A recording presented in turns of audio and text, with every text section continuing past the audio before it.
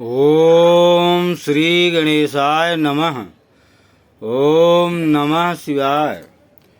तो मेरे भगवत प्रेमी सज्जनों, भाइयों और बहनों, मैं आपको 65वां वीडियो एपिसोड भेजने जा रहा हूं।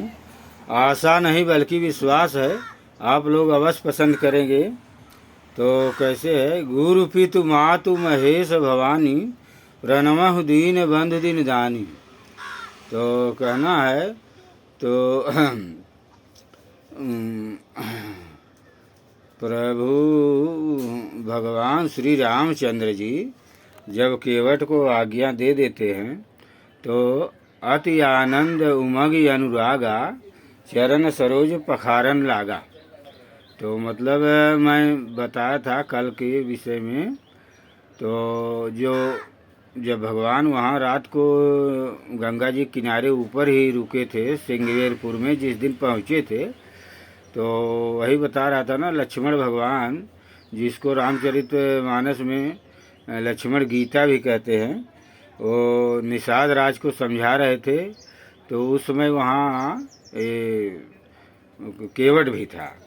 तो मतलब भगवान के मतलब पहले से ही चर्चा था, सब लोग जानते ही थे भगवान अवतार लिए हैं। और कुछ आदमी उस समय मतलब सबका माहौल ही था भगवान का कि मतलब सब जानते थे भगवान। वो धनुष भी तोड़े थे और ताड़का को मारे थे, और चक्रवर्ती सम्राट के राजा के लड़के भी थे।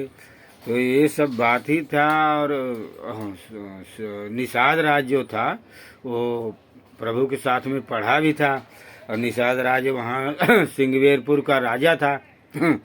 तो अब यहाँ कथा ये आती है, तो निषाद राज जो है वो भगवान का मित्र भी था, तो और वहाँ का राजा भी था। और केवट भी निषाद राज से अच्छी मतलब उसका पहचान था। बात ये था कि जो है निषाद राज एक बार शिकार खेलने गया था और वहाँ कहीं फंस गया था जंगल में। तो वहाँ जो है केवट, जो मल्लाह केवट है जो भगवान को पार करने वाला है, तो वो केवट वो निषाद राज मतलब राजा, वो जो वहाँ के राजा थे निषाद राज, उनका बहुत मदद किया था। जब निषाद राज कहीं जंगल में फंस गए थे तो उनका एक केवट बहुत मदद किया था। तो निषाद राज बोले थे तुम कुछ एक वरदान मांग लो। तो वो बोला था कि कभी मेरे ज़रूरत पड़ेगा तो मांग लूँगा। तो अब वो जब ये सब सुना, और वो बहुत गरीब आदमी था, तो अब सोचा कि एक से एक नाव है, मतलब गंगा नदी, मतलब उस समय नाव चलाने वाले एक ही नहीं थे, बहुत और थे। तो वहाँ किसान निषाद जो है केवट जो है निषाद राज से वही वर मांगता है, वर मांग लेता है और बोलता है कि आज किसी की नाव सुबह मतलब नहीं चलेगी। वो जानता ही था भगवान कल गंगा पार जाएंगे, सब चर्चा उर्चा हो ही रहा था।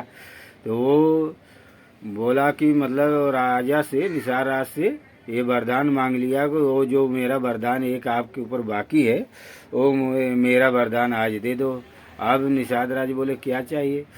बोला कि आज मतलब घाट पे सुबह कोई नाव, किसी की नाव नहीं चलेगी, केवल मेरी नाव रहेगी, मेरा नाव चलेगा। तो यही बात था, इसलिए वहाँ कोई और नाव भी नहीं था। और केवट ने भगवान से मतलब जो इतना वार्तालाप किया, और भगवान से वैसे तो मान लो भक्त भी था भगवान का, और उस समय वहाँ कोई और नाव भी नहीं था। तो निषाद राज ने वरदान उसको दे दिया था और सब नाव को मतलब रुकवा दिया था। कोई मतलब घाट पे नाव लेके सुबह नहीं जाएगा आएगा, और केवल एक इसका केवट का ही नाव रहेगा। ये कहानी मतलब इसमें था, ये बताना जरूरी था। तो अब भगवान इधर केवट को आज्ञा दे देते हैं। कृपा सिंधु बोले मुस्कुराई, सोई करु जहि तव नावन जाई, तो अति आनंद उमंग अनुरागा, चरण सरोज पखारन लागा। अब जो है पखारना और धोना, ये भी दो बात है, तो इसमें भी बहुत अंतर है। अब ये कथा मैं कल आप लोग को सुनाता हूँ। जय भोलेनाथ।